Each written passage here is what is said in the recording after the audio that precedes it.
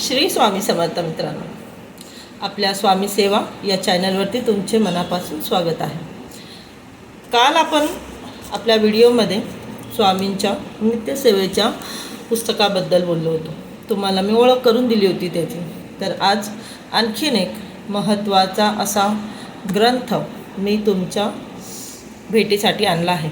याची मी तुम्हाला आज ओळख करून देणार आहे मित्रांनो. चला बघा, इथे माझ्या हातामध्ये आहे आपल्या महाराजांचं स्वामी सेवा चरित्र सारामृत. हे या ग्रंथाचं नाव आहे.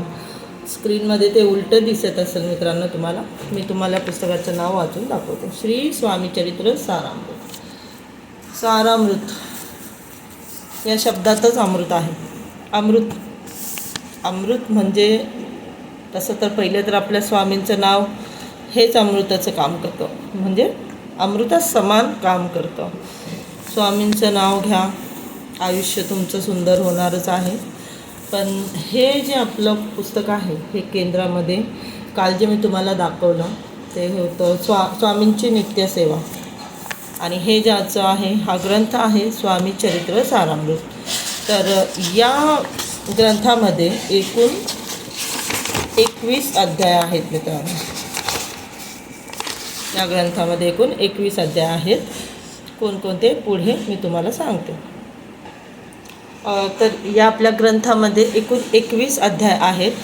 ह्या 21 अध्यायांमध्ये आपल्या स्वामी महाराजांच्या 21 कथा आहेत.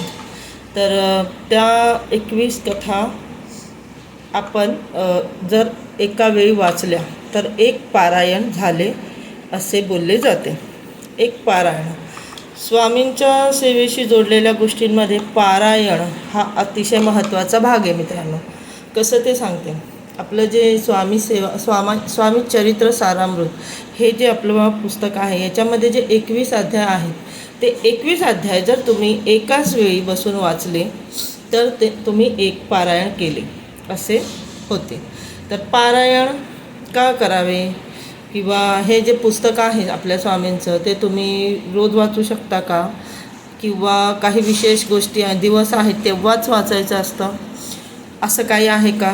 तर नाही मित्रांनो. कसं आहे बघा, जर का आम्ही जे आपल्याला ज्यांना स्वामी सेवा करायची आहे ते ज्यांना वेळ आहे, रोजचा इतका पुरेसा वेळ आहे की ते दररोज इतका वेळ देऊ शकता आपल्या पूजेला, तर त्यांना आपल्या नित्यसेवेमध्ये ते स्वामी चरित्र सारामृताचे 3 अध्याय घेऊ शकता. म्हणजे रोज 3 अध्याय स्वामी चरित्र सारामृत आणि रोज 1 माळ स्वामींच्या नामजपाची, अशी मिळून तुमची रोजची साधारण नित्यसेवा तुम्ही करू शकता.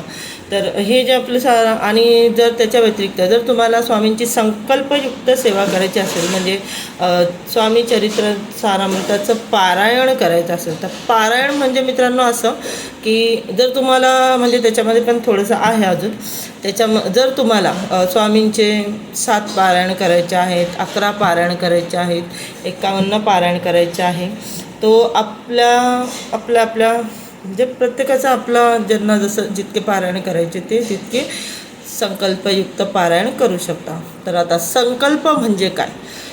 संकल्प म्हणजे एखादी गोष्ट, आता तुमचं एखादं काम आहे, एखादं महत्त्वाचं काम आहे, खूप दिवसापासून अडकलं आहे, ते होत नाही आहे, तर आपण करतो ना, देवाला नवस करतो, देवा माझं हे काम होऊ दे, मी हे असं करेल तसं करेल. तर तसाच प्रकार आहे संकल्पयुक्त सेवा. संकल्प म्हणजे आपण ठरवतो की बाबा मी 7 पारायण करील किंवा मी 21 पारायण करेल, स्वामी मला माझं हे काम होऊ द्या, असं ते असतं. म्हणजे त्यांना संकल्पयुक्त सेवा असे बोलतात. तर आता स्वामींचं जर तुम्हाला संकल्पयुक्त पारायण करायचं असेल तर ते कसं करावं थोडक्यात सांगते तुम्हाला मी. त्याच्यावरती व्हिडिओ बनवला तर तो खूप मोठा होईल, पण सांगते इन शॉर्टमध्ये. कारण की आता माहिती आहे ना, आपल्या महाराजांचा वार येतो आहे, आपल्या महाराजांचा सगळ्यात मोठा दिवस येतो आहे. प्रत्येक स्वामी भक्तांसाठी तर आहेच, तर पूर्ण विश्वासाठी खूप मोठा दिवस येतो. आपला महाराजांचा स्वामी प्रकट दिन. आपला स्वामी प्रकट दिन येतो आहे 20 तारखेला, 20 मार्च या दिवशी आपण स्वामी प्रकट दिन साजरा करतो मित्रांनो. तर आता जर का कोणी आपल्यापैकी आपण करू शकतो, आपल्याला हवा असेल तर स्वामी प्रकट दिन येईपर्यंत तुम्ही महाराजांचे 7 पारायण करू शकता, 21 पारायण करू शकता. तो आपल्या आपल्या इच्छेचा भाग आहे. पण एखाद्याला जर एकच पारायण करायचं असेल तर तुम्ही तसंही करू शकता. महाराजांचे प्रकट दिन येईपर्यंत तुम्ही 1 ते 21 अध्यायांचं एक पारायणसुद्धा करू शकता. तर ते कसं करू शकता, प्रत्येकी तुम्हाला एक दिवशी दररोज 3 अध्याय असे तुम्हाला करून पारायणाच्या दिवशी स्वामी प्रकट दिनाच्या दिवशी तुम्हाला पारायणाची सांगता करायची असते. म्हणजे त्या दिवशी तुमचं पारायण पूर्ण होईल. तर तुमचं एक पारायण पूर्ण होईल जर तुम्हाला हप्त्याभरामध्ये एक करायचं असेल तर.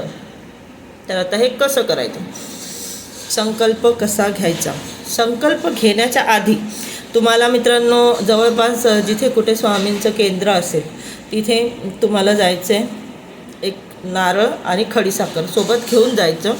तिथे महाराजांच्या समोर बसायचं, महाराजांच्या समोर ते ठेवायचं, महाराजांच्या चरणामध्ये ते ठेवायचं आणि महाराजांना बोलायचं की महाराज मला तुमचं पारायण करायचं आहे, माझी इच्छा आहे पारायण करण्याची, माझं असं काम आहे, त्यासाठी मला पारायण करायचं आहे, मला संकल्पयुक्त पारायण करायचं आहे. तर माझी इच्छा आहे, परंतु माझ्याकडनं ही सेवा तुम्ही करून घ्या.